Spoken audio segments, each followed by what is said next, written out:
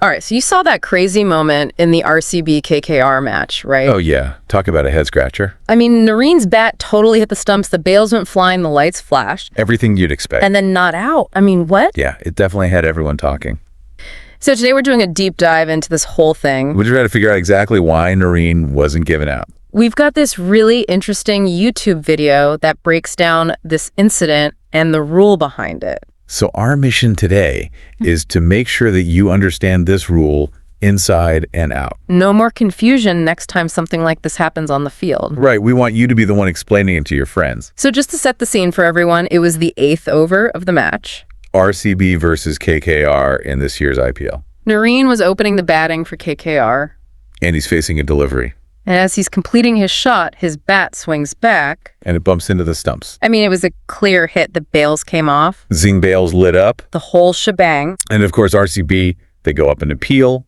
I mean, Patidar, the captain, was like, what? Even Kohli was looking pretty surprised.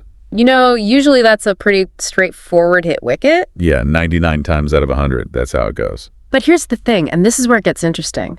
Just before Narine's bat hit the stumps, just a fraction of a second before, the square leg umpire had signaled a wide. Ah, that's the key right there. So did you happen to see that in the replay? I mean, it all happens so fast. So the wide signal in cricket basically means the ball is dead, right? Yeah, it's like hitting the pause button on the game for that delivery. And this is where the whole rule thing comes into play. It's not just a small detail, it's a game changer. We see similar things in other sports too, you know? Like a ref blowing the whistle. And everything stops. Anything that happens after that doesn't count. So help me understand this dead ball concept a little better. Sure, so the umpire calls a wide because the ball goes too far outside the batsman's reach. And there's no contact. Right. So as soon as that umpire raises his arm for the wide, the ball is dead. Exactly, it's over. So what happens then to the game? Well, nothing really. I mean, it's paused, right? Yeah, in terms of that specific delivery, it's done. So even though Narine's bat hit the stumps and the bails came off? It doesn't matter. Because the ball was already dead. Exactly. It can't be a hit wicket. And this isn't just some random made-up rule, is it? No, not at all. The YouTube video we watched was very clear about this. It's right there in the IPL playing conditions. And also in the actual laws of cricket.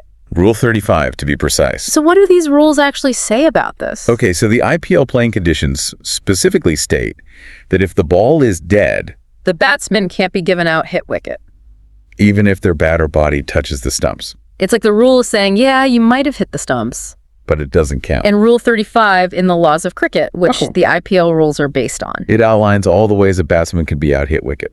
But a crucial part of that rule is that the ball has to be in play. A dead ball situation basically eliminates that possibility. I mean, it's still pretty surprising that even experienced players like Kohli and the whole RCB team appealed for the wicket. I mean, you can understand why. They see the bat hit the stumps. The bails come off. It just looks like a hit wicket. It's such a common sight in cricket. It's almost automatic to think that's an out. Yeah, it shows how much we rely on the visuals. But the rules, they go deeper than that. It's all about the timing. When things happen. The fact that the wide was called before the bat hit the stumps. That's the really important detail that a lot of people missed. Especially in the moment. So let me ask you this. If the wide hadn't been called, what would have happened then?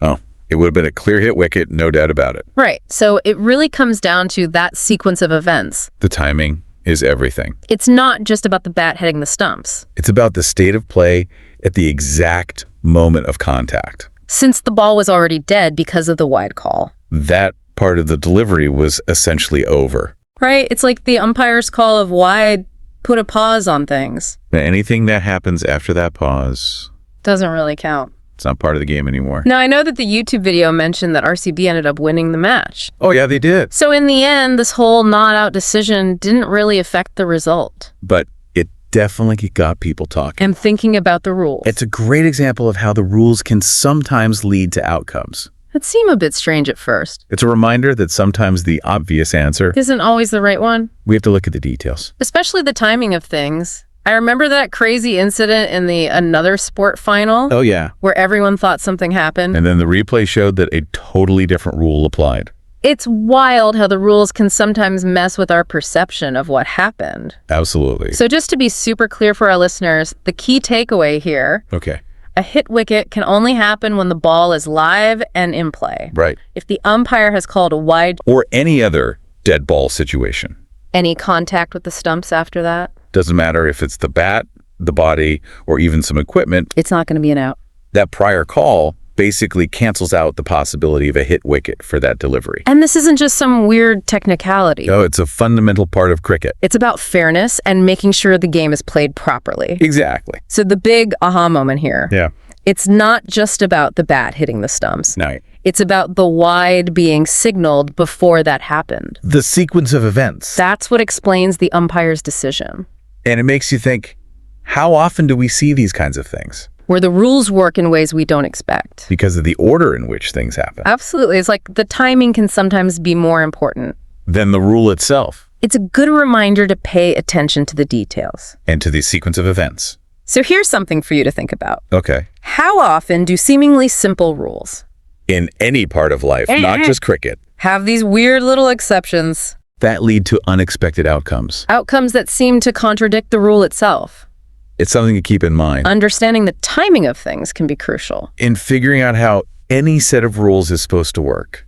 That's a great thought to leave you with. Thanks for joining us for this deep dive. We'll see you next time. See you later. Bye.